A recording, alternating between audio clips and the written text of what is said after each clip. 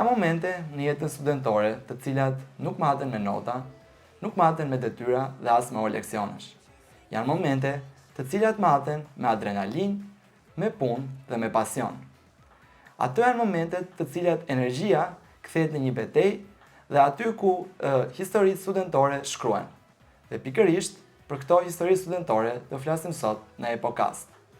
I gjithë ky organizim patjetër që ka njerëz nga mbrapa të cilët bëjnë më të mirën dhe japin përkushtimin e tyre maksimal drejt kësaj kauze. Dhe pikërisht i tillë është profesor Besion Zenelej, i cili do na flasi mbi klubin e sporteve në Epokë dhe për iniciativën e tyre më të fundit. Përshëndetje profesor. Përshëndetje Redi. Profesor, para se të flasim për sportin dhe për klubin, a mund na flisni pak për rrugtimin tuaj akademik? Fillimisht suksese ty, suksese dhe gjithë ekipit që po punon me ty për këtë iniciativë. Unë ndoqa puntatën e parë dhe me të vërtet ju uroj edhe studentës sonë shumë suksese. Ju uroj suksese asaj, familjes saj dhe besoj se iniciativat të tilla do vijojnë edhe më tej. Patjetër. Shkurtimisht për atë çfarë më pyet e ti, unë pasi mbarova shkollën e mesme në Kolegjin Turk, unë vendosa të shkoj me studime në Stamboll. Dhe 7 vite unë i kam kaluar andej. Pra praktikisht ato vitet, le të themi, studentore, i kam kaluar në një qytet i cili njihet për, le të themi, tipologjinë e tij si kozmopolit, si qytet kozmopolit. Dhe normalisht jeta studentore ka qenë jo vetëm e rrethuar nga mësimet, nga studimet, por edhe nga ndonjë punë tek tuk, sidomos në industrinë e turizmit, në hoteleri turizëm. Unë kam mbaruar studimet e mia bachelor për administrim biznes atje. Edhe studimet e masterit po ashtu janë fokusuar në degën e marketingut. Pra praktikisht edukimi im ka qenë i bazuar mbi fushën në të cilën unë sot edhe kam fatin le të themi të punoj. Patjetër, profesor. Po, ju përmendët Stambollin gjithë qytet të madh. Si ka ndikuar kjo eksperjenca e të studiuarit në Turqi, pasi vetë thatë që edhe keni mbaruar Kolegjin Turk këtu në Shqipëri, dhe gjithë kjo eksperjenca e të qenë një student, të kaluar 7 vite, të gjitha hapat ose etapat le të themi studentore, si ka ndikuar tani në marrëdhënien që keni ju me studentët si profesor? Fati më i madh ka qenë se dija diçka nga gjuha, sepse unë edhe gjuhën e studimeve kam mbaruar në turqisht, përveç anglishtes që në shkollën e mesme ne kishim në një nivel të avancuar. Gjuha e studimeve ishte në turqisht dhe duke parë përçapjet e mia le të themi, edhe profesorët, edhe studentët në klasë, gjitha kishin një komunikim shumë pozitiv. Bëhet fjalë për vitet 2007, 2008, vitet cilat, le të themi, teknologjia fillon dhe merr hovin e saj, por akoma jemi në atë, nuk ishte në atë bumin e vet, e drejtë. Dhe kishte një komunikim më të qetë edhe në klasë dhe kishte edhe student të komësive të tjera. Dhe kjo normalisht ka ndikuar në, le të themi, në një eksperiencë tepër pozitive timen si student dhe çdo eksperiencë pozitive që ka qenë unë e kam parë me syrin që tani kur kthehem mbrapa e kam parë me syrin që si mund ta replikoj, pra si mund ta bëj të ndodh në klasën time dhe çdo gjë ndoshta që nuk më ka pëlqyer ose më ka bërë të ndihem keq, si ta shmang në marrëdhënie që kemi me studentët. Pra kjo është ndoshta në punën aktuale që kemi sot, kjo është ndoshta fitoria më e madhe që mund të nxjerr përveç anës teknike. Patjetër është një pasqyrë, pra ju keni reflektuar dhe keni thënë çfarë më ndodhi mua, duaj që ta transmetoj në mënyrë më të mirë tek studentët. Qoftë ato anët pozitive, qoftë ato anët negative, dhe mendoj që kjo është gjëja më e rëndësishme për një pedagog ose për një mësues, për një arsimtar, që gjithmonë studentëve t'ua bëj punën sa më të lehtë, orën mësimore le të themi sa më argëtuese. Nëse më lejon vetëm diçka të shkurtër, roli sot i lektorit në auditor ka ndryshuar. Nuk është në çfarë kuptimi? Po, saktë. Nuk është burimi vetëm informacionit lektori. Sot kemi teknologjinë, kemi inteligjencën artificiale, e cila është le të themi i cili është një faktor, pra inteligjenca artificiale është një faktor shumë prezent në jetën tonë, edhe tënde si student dhe gjithve shokëve dhe shoqëve tuaja. Kështu që ne si lektor sot shifemi më shumë si mund të jemi një model që studentët kenë një eksperiencë pozitive. Pra krahas aftësive teknike që ne mund të përçojmë ose mund të kemi një, le të themi, efekt pozitiv që t'i ndihmojmë, si mund të jemi një element që ata të kenë një eksperiencë pozitive në auditor. Dhe në këtë kontekst lidhja me studentët duhet të jetë shumë e qartë dhe e bazuar mbi një element kritik. Kur mendoj reflektimin tim, duhet të jetë e bazuar mbi besimin që studentët duhet të kenë tek ne. Patjetër. Gjithë kjo diferenca midis periudhës që ju keni mbaruar shkollën së 7 vet, një periudhë që gjatë teknologjia akoma nuk kishte marrë ritmin që ka sot. Si lindi pasioni juaj për biznesin dhe marketingun? Ishte diçka që keni pasur që fëmijë apo diçka që e zbuluat gjatë rrugës dhe duke parë dhe trendin e teknologjisë që do vinte dhe do ndihmonte shumë marketingun, ndoshta ishte diçka që ju e parashikuat, hodhët një grep apo? Faktikisht, kur mbarova shkollën e mesme, një ndër dëshirat e mia ishte inxhinieria e telekomunikacionit. Dhe aplikimet e mia në universitetet shqiptare ishin inxhinieri telekomunikacioni dhe inxhinieri ndërtimi.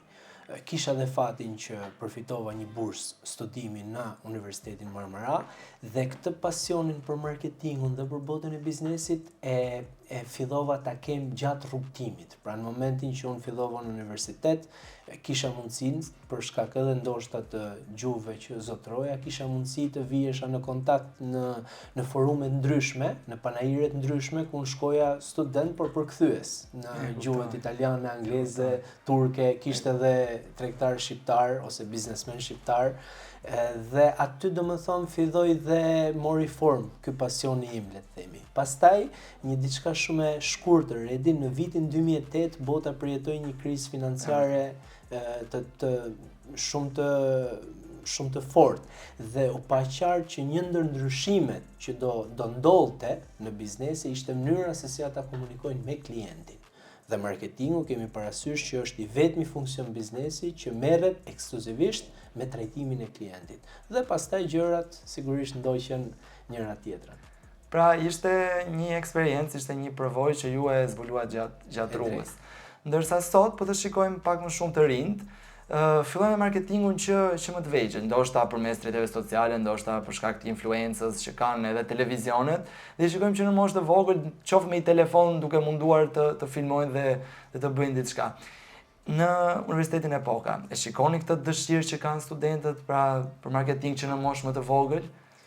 Në universitetin ton, unë gjej rastin këtu të falenderoj jo vetëm studentët ton, ne kemi diku te 6-7.000 diplomuar ndoshta deri më sot, unë falenderoj familjet e tyre fillimisht, sepse ne kemi studentë të mrekullueshëm.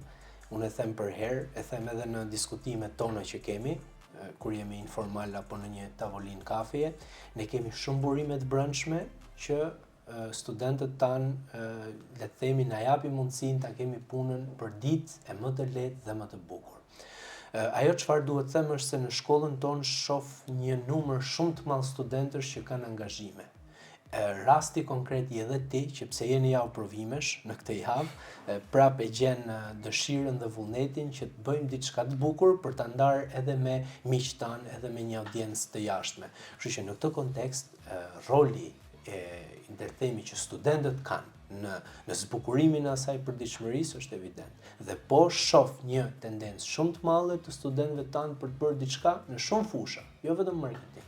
Kështu që përgjigjja e pyetjes tënde do jetë patjetër dhe uroj të vazhdoj dhe sigurisht unë, kolegët, gjithë stafi do jemi përherë në, le të themi, krahun e studentëve. Profesor, të qëndrojmë tek gjërat e bukura. Dhe ju thatë e mbyllët shumë mirë pyetjen përpara dhe më hapët një terren pasi thatë që ju, stafi të gjithë tjerët janë mbështetës ndaj këtyre iniciativave studentore. Ju jeni një figurë shumë e mirënjohur, le të themi, në Epokë për shkak se jeni dhe mentor i klubit të sporteve. Një ndër klubeve më të mëdha dhe më të frytshme, le të themi, të Universitetit Epoka, i cili prodhon evente ose prodhon aktivitet të përkohshëm, për herë. Për ata që nuk e dinë, shkurtimisht, çfarë është klubi i sportit në Epokë dhe si funksionon? Fillimisht, fakti që ky klub është shumë i frytshëm, lind nga pjesa e le të themi tematikës që ka ky klub, sepse sporti bashkon, sporti është një pasion i përbashkët i të gjithë, le të themi, individëve, pavarësisht se mund të jenë sporte të ndryshme. Kështu që më shumë se çfarë mund të jap klubit, më jep klubi mua, e para. E dyta, ajo çfarë unë kam vënë re në eksperiencën time në epokë është që ne mund të njihemi me studentët kryesisht në aktivitetet jashtë-kurrikulare. Pra në klubin e sportit, në klubin e marketingut, në klubin e le të themi inovatorëve, në klubet e ndryshme që kanë tematika të ndryshme. Duke parë këtë, ndoshta ajo çfarë kemi diskutuar dhe me kolegët është që klubit sportit i mungon një detaj, Redi, i mungon atë punën e bukur që bën, sepse ndeshje janë luajtur edhe më përpara, kampionate ka pasur edhe më përpara, eksperienca fantastike ka pasur edhe më përpara, por të krijojmë një, le të themi, një ambient ose një ground që ne t'i promovojmë këto aktivitete edhe për të tjerët. Kur them për të tjerët, jo vetëm për, le të themi, shokët dhe shoqet tuaja, por edhe për familjarët tuaj, edhe për dashamirësit tanë në jashtë kampusit. Kështu që klubi i sportit ka si qëllim vetëm që të krijojë një terren ku studentët të jenë për herë, le të themi, të komod, të ofrojnë atë çfarë ata dinë të bëjnë. Mund të jetë futbolli, mund të jetë voleybolli, mund të jetë basketbolli, mund të jetë ping-pongu, mund të jetë shahu. Biles kemi edhe kërkesa të ndryshme për një fushë tenisi, që unë uroj, po e them këtu për herë të parë, uroj që ta realizojmë, sepse është një sport, ndjes për lapsusin, është një sport shumë i dashur për shumë student, por edhe staf, dhe shpresojmë që iniciativa të tilla të realizojmë gjithë bashkë. Në fakt, profesor, do të pyesja për sportet që përfshiheshin në klubin e sporteve, po ju i listuat paraprakisht të gjitha vetë dhe ishin goxha, dhe shpresoj dhe unë që fusha e tenisit dhe kampionati i tenisit të bëhet gjithashtu. Por do të ndaloja pak tek iniciativa juaj. Pse e morët iniciativë? Ishte pasion personal apo e ndjet si detyrim ndaj studentëve? Si filloi kjo përfshija pikërisht me klubin e sporteve dhe jo ndoshta me një klub tjetër, le të themi? Ne jemi rritur me, le të themi, me futbollin. Pra, kur themi me rritur me futbollin, kemi shikuar shumë futboll, jemi dashamirës, futbolli është pasion i masave dhe shpesh herë ndiqja shokët studentët që luanin, le të themi, në ambientin që kemi ne në kampus. Në një nga këto momente, gjithçka filloi tepër natyrshëm. Pra, mungonte një arbitër, hajde të bëhesh ti arbitër, gjëra të tilla. Pastaj ajo pjesa pash që kishim një mundësi të komunikonim me studentët, të dëgjonim zërin e tyre, sepse ne fatmirësisht kemi shumë mënyra që dëgjojmë zërin tuaj. Kemi senatin studentor, kemi takimet me këshilltarët akademik, pra kemi shumë mënyra formale. Mënyra informale janë ato mënyrat kur ne ulemi, konsumojmë një kafe në kampus, përshëndetemi, diskutojmë diçka, por zbulova unë edhe kolegët që një aktivitet sportiv i bën studentët të jenë më të hapur, që ne të, le të themi, të depërtojmë dhe të kemi mundësi të njohim. Dhe gjithçka filloi e tillë, me arbitrimin, shumë herë edhe me shumë gabime arbitrale, diskutohet. Patjetër, ajo është pjesë e futbollit, po nuk bën gabime arbitrale, nuk ecën një ndeshje. Pastaj edhe me sugjerimet e studentëve vinin sugjerime ndryshme, po sikur të përmirësojmë faqen e Instagramit, po sikur të bëjmë një video më të bukur, disa foto më të bukura, sepse studentët kishin atë dëshirën që të ishin në qendër të këtyre aktiviteteve dhe ta ndanin edhe me familjarët e tyre. Diçka e rëndësishme dhe fundit në këtë pyetje, Redi. Nuk ka, domethënë, unë dëgjoj nga shumë student, nuk ka emocion më të madh kur ata e ndajnë me prindrit e tyre dhe prindrit e tyre i përgëzojnë për këto gjëra. Kur e ndajnë me të afërmit e tyre, me miqtë e tyre, sepse është diçka tepër natyrale, nuk është e sforcuar. Kështu që dhe, le të themi, angazhimi im nuk filloi sepse hajde se po më pëlqen mua futbolli, por filloi sepse ishte, le të themi, tepër natyrale, tepër organike dhe studentët janë ata që e bën të mundur këtë vazhdimsi, sepse duhet kuptohemi, kjo do ecte edhe me mua, edhe me ty, edhe me çdo koleg. Nuk jam unë këtu faktori. Faktori këtu janë studentët. Kjo është që duhet kuptohet. Kështu që gjithçka ishte tepër organike, me thënë drejtën. Profesor, unë për vete ka marrë pjesë dhe tek kampionati i futbollit, i cili është ndër kampionatet, le themi sigla, ajo që e përfaqëson më së shumti ose më së forti klubin e sporteve. Si është nga ana juaj organizimi i një kampionati kaq të madh, pasi të mbledhësh një grup çunash, e di nga prova personale, për një calceto është shumë e vështirë, me orare dhe me të gjitha. Por imagjino të mbledhësh 200 student, gati çdo ditë të vitit të luajnë 3-4 ndeshje në ditë. Cilat janë këto sekretet e mirëmbajtjes, këto gjërat e vogla që nuk tregohen ose nuk shihen në pamje të parë? Faktikisht të t'jap një informacion shkurtër vjet, sepse unë edhe nga, le të themi, është një smundje profesionale, marketingu është observim. Duhet të observosh sepse të thuhen shumë gjëra kur observon. Vjet ne kemi pasur në një kampionat, sepse organizimi është i tillë. Kampionati i futbollit është i ndarë në Winter League dhe Summer League.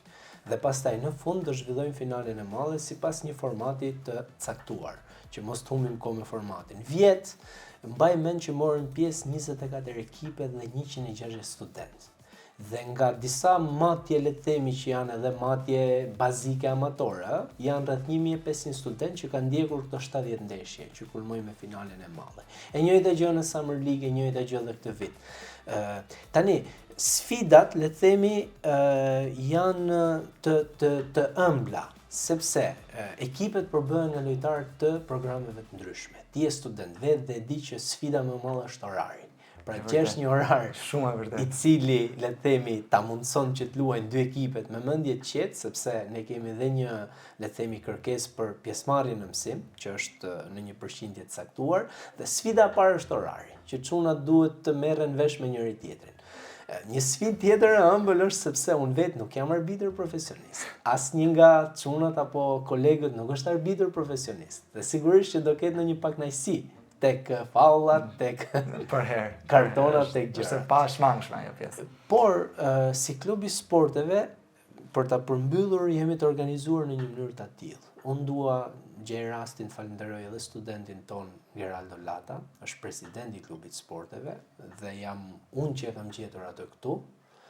Përgjatë rrugtimit ne jemi bashkuar edhe me studentë tjerë, të cilët janë përgjegjës për një, le të themi, sport caktuar.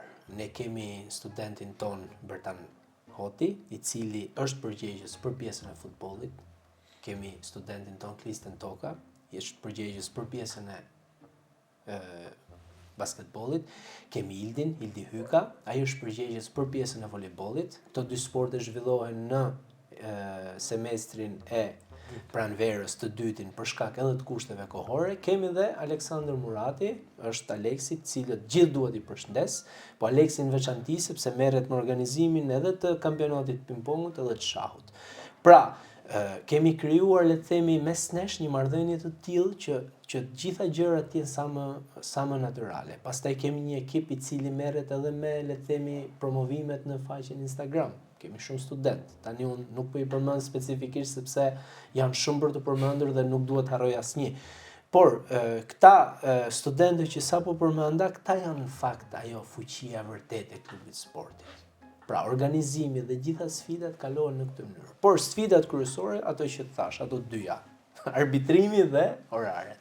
E përmendet vetë, 1500 student, paktën matje amatore, mblidhen pak a shumë për të parë të gjithë kampionatin për gjatë gjithë semestrit. Sipas jush, nga buron gjithë kjo dëshira për pjesëmarrje, pra 160 lojtarë, 1500 që i ndjekin dhe si bëhen pjesë dhe ata të cilët ndoshta nuk janë në fush, si ndihen dhe si bëhen pjesë e këtij komuniteti të klubit të sporteve në epokë. E para kjo sapo vjen dhe po rritet. E dyta kemi dhe studentë të tjerë që kanë pasionet ndryshme, basketbollin, volejbollin dhe shahun me pingpongun. Pra ka numra edhe më, le të themi, të shtuar. Tjetra pastaj vjen nga dëshira tyre për të bërë diçka. Dhe numri i studentëve që ndjekin këtë ndeshje vjen për shkak se secili shkon ndjek shokun e tij, bëhen një grup shokësh, ka një ndeshje të bukur, e shohin gjithë, kalojnë një moment, le të themi, në shoqërinë e njëri tjetrit të ndryshëm, plus që është edhe pasioni në mes.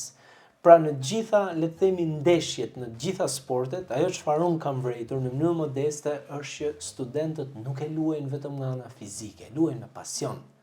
këtë lojë apo këtë ndeshje apo çfarë tjetër. Dhe në këtë kuadër, le të themi, pjesëmarrja nuk është as pak një pengesë, sepse është gjithçka organike dhe gjithçka me dëshirë.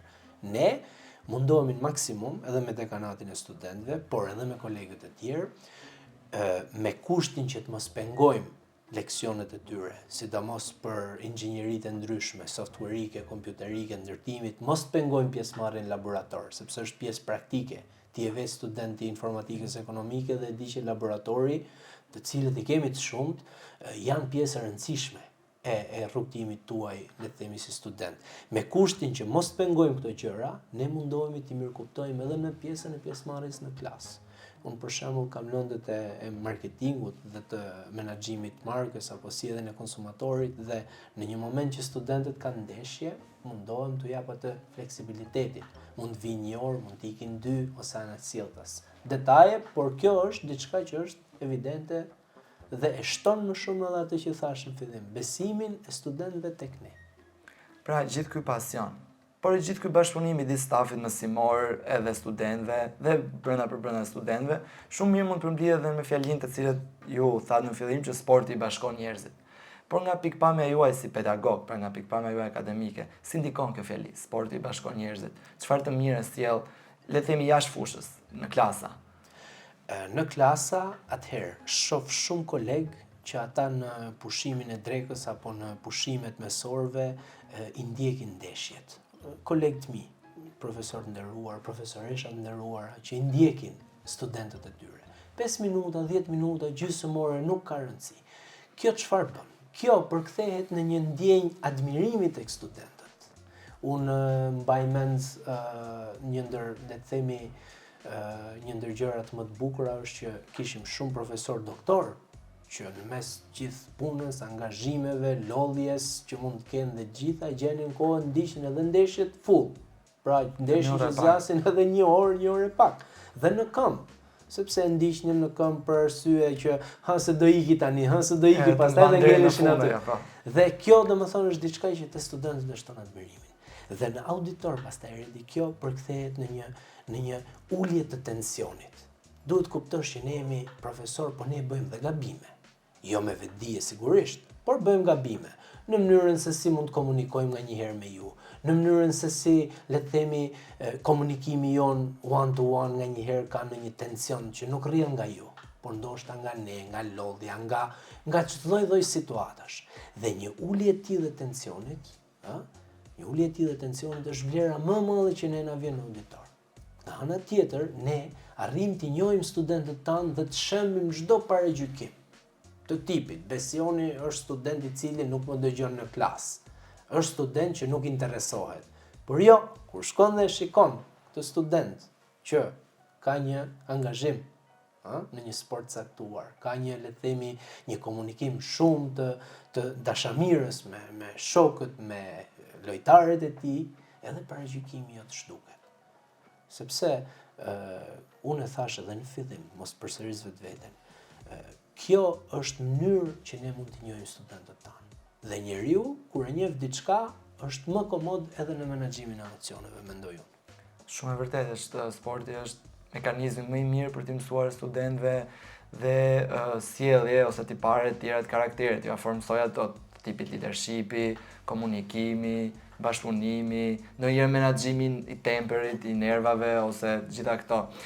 Ju e thatë që e shikoni në klasë këtë, dhe personalisht dhe unë si student në fushë e kam djerë që kam kryuar të shoqëri, ndoshta dhe nga zënkat e vogla që mund të kemë pasur me ekipi kundërshtar, pas ndeshjes kemi diskutuar, kemi kuptuar që t'i lëmë brenda fushës dhe mos i marrim me vete.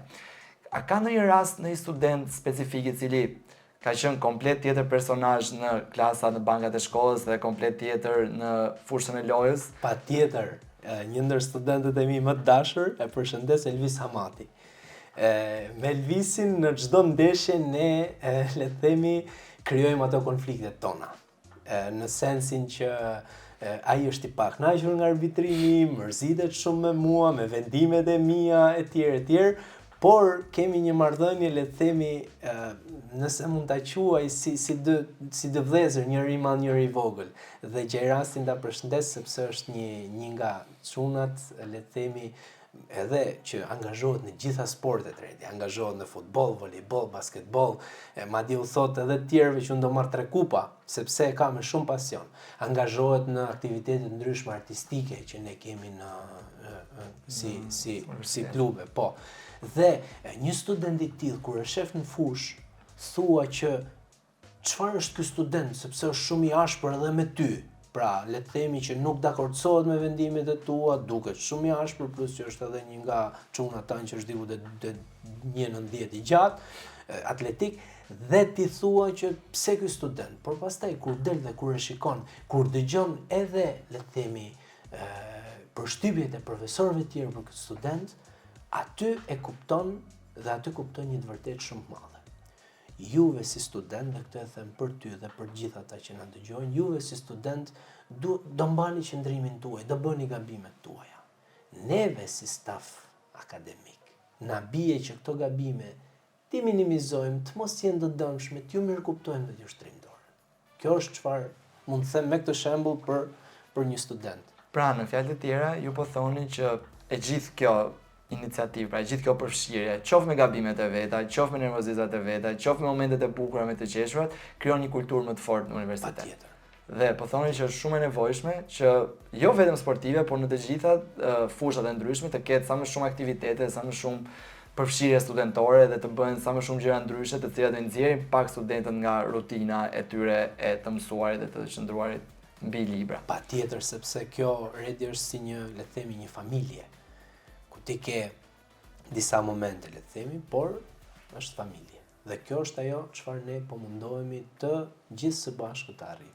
Nga perspektiva juaj si profesor, studentët si e përjetojnë këtë pjesë të epokës duke hequr pjesën e studimeve, pra vetëm kjo pjesa e aktiviteteve jashtëshkollore. Si vinë dhe paraqiten ty feedbacku i tyre, të thonë në një lavë të mirë, ose ankohen, ose nuk ju pëlqen kjo gjë, ka shumë zëra, kështu? Ajo çfarë unë vej re është që studentët janë të lumtur nga aktivitetet të tilla. Sepse me të vërtetë një universitet ka në bazën e tij edukimin teknik, patjetër, për lëndë të caktuar, për fusha të caktuara, por studentët krijojnë momente dhe krijojnë, le të themi, kujtime me njëri tjetrin. Dhe në fund unë e dëgjoj nga studentë cilët kanë mbaruar tashmë edhe 3 vitet dhe madje se kemi 2 vite gati që angazhohemi me klubin e sporteve dhe dëgjoj që thonë o profesor, e mban mend kështu atë rast, e mban mend këtë gol, e mban mend kur pra janë kujtime që ngelen gjithmonë. Kujtime të cilat ngelin. Dhe kur shikojmë të përgjithshëm, kur e shikojmë në mënyrë të përgjithshme, ne kuptojmë që këto kujtime janë ato të cilat mundsohen vetëm e vetëm kur ka një komunikim të sinqert. Dhe prap shkoj e përmend për herë të tretë sot besimi. Ne gjithë, le të themi, investimin ton akademik duhet ta kemi që studentët na besojnë. Po na besuan, na shohin si model. Edhe po nuk na pan si model, na dëgjojnë atë që na del nga le të themi, nga shpirti, se nuk del vetëm nga goja. Sepse përgjegjësia të paktën e imja dhe shumë kolegëve, unë po bëj këtu një dekadë më shumë, është që ne nuk e shohim përgjegjësi vetëm ndaj jush, pra mësimdhënie. E shohim edhe përgjegjësinë e familjarëve tuaj. Në këtë aspekt, unë mendoj që aktivitetet të tilla vetëm se janë të dobishme për një marrëdhënie dhe për një jetë studentore shumë të bukur.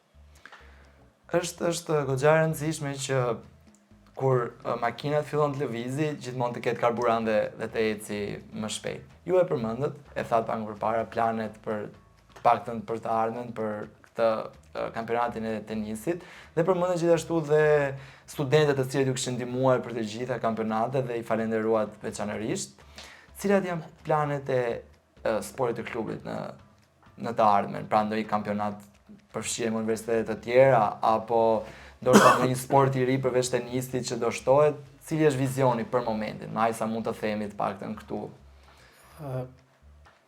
Ka disa gjëra që flejnë në mendjen tonë, por unë e kam thënë për herë, edhe në komunikimet me stafin ton menaxherial, edhe në komunikimet me ju si student, një ndër, le të themi, dëshirat personale, por edhe feedbacku që marrim është që të bëjmë një kampionat, le të themi, mes universiteteve.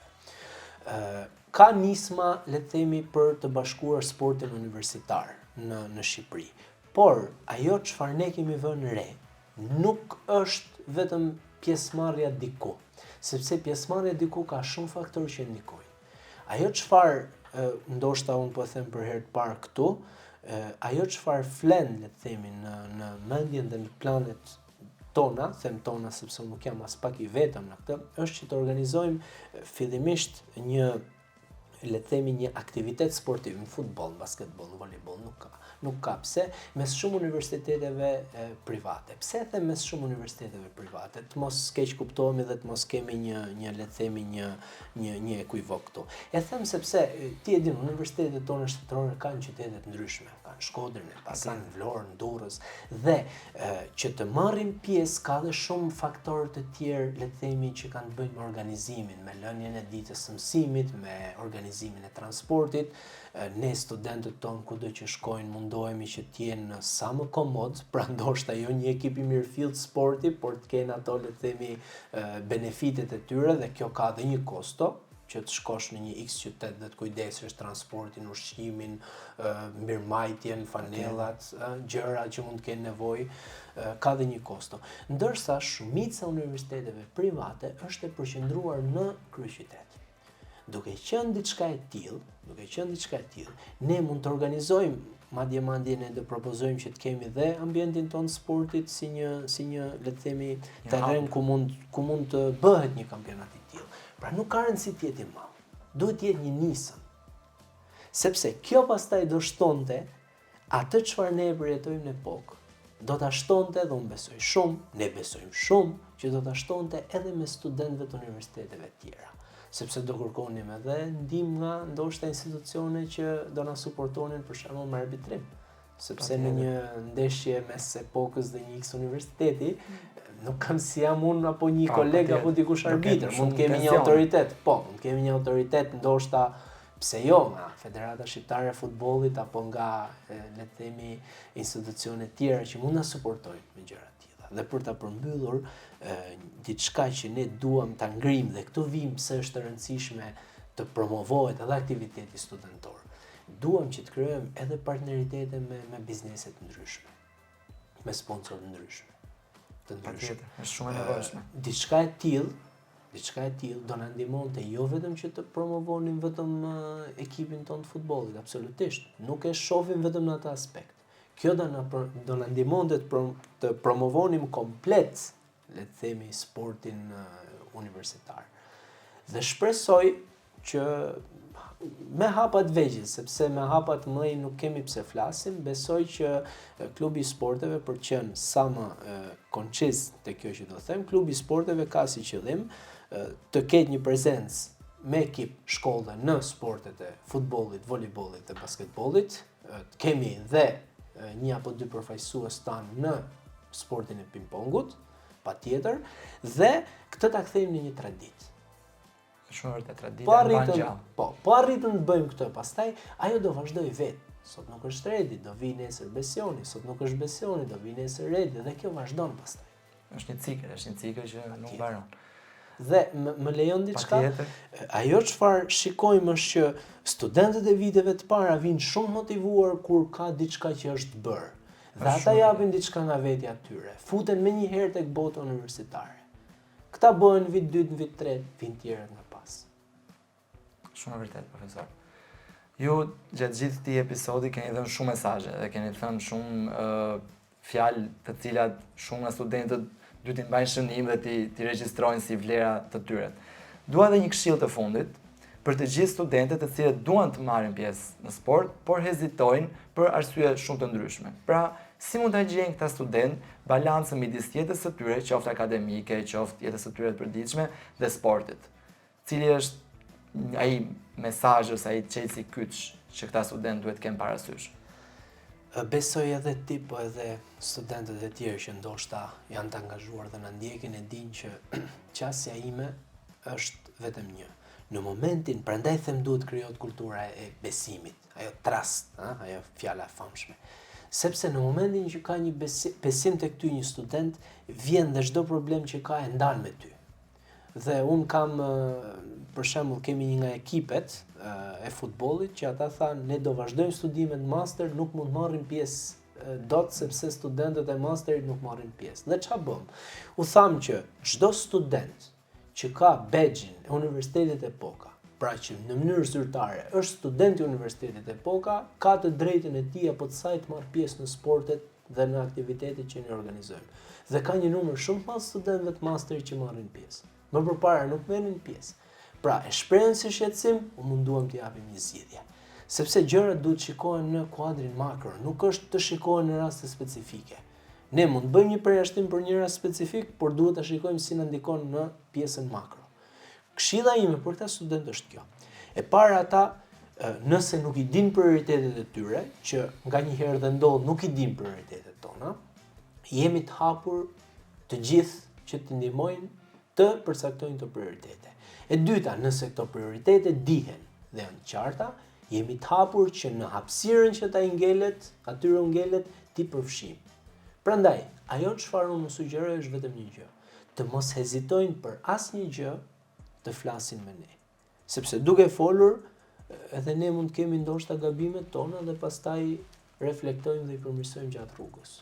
Kjo është ndoshta këshilla ime më e madhe, le të themi, të diskutojmë hapur me njëri tjetrin sepse nuk ka asgjë që nuk zgjidhet kur ne flasim me njëri tjetrin. Profesor, ashtu siç edhe ndeshja që afrohet në minutat e fundit, edhe podcastit ton po i afrohet fundi. Ju faleminderit shumë që na hapët dyert drejt një bote midis sportit, menaxhimit dhe marketingut, dhe ju falenderojmë shumë ndoshta edhe në zërin e të gjithë studentëve të Epokës, që çdo semestër e bëni emocionues, dhe çdo semestër na nxjerrni nga pak nga ajo rutina studentore mbi libra dhe na fusni në një botë sportive që shpeshherë ndoshta edhe brezi jon e harron dhe e lën pas dore. Ishte kënaqësi të isha sot këtu me ju. Faleminderit edhe ty, e fundit që dua të them, dhe kjo ndoshta le të jetë edhe përmbyllje. Sigurisht unë jam një individ i vetëm dhe le të themi asnjë lloj suksesi apo merite që ne marrim si klub sporti nuk lidhet le të themi me mua. Unë thjesht jam siç mund të ishe ti, siç mund të ishte disa nga kolegët e tjerë, thjesht situatat krijohen të tilla. Ajo çfarë mua më ngelet është vetëm një. Kjo gjë, le të themi, kjo gjë të vazhdoj në një mënyrë që unë nuk kam asnjëherë dhe asnjë moment redi pse të jem në pa, sepse nuk duhet të jetë klubi i sporteve i X profesorit. Ky është klubi i sporteve i universitetit tonë dhe duhet të jetë i tillë.